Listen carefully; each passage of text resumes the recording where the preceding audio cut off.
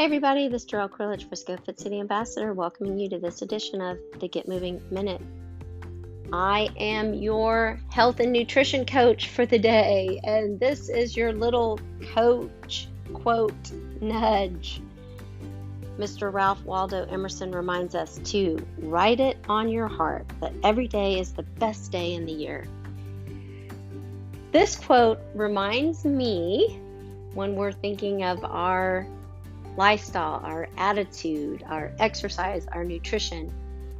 This quote reminds me that each and every day is an opportunity to hit the reset button and start over when things don't go as we plan. All right? It's about progress, not perfection.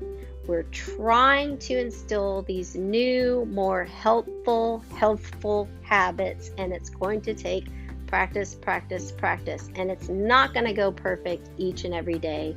Change is hard. We're taking this one tiny step at a time.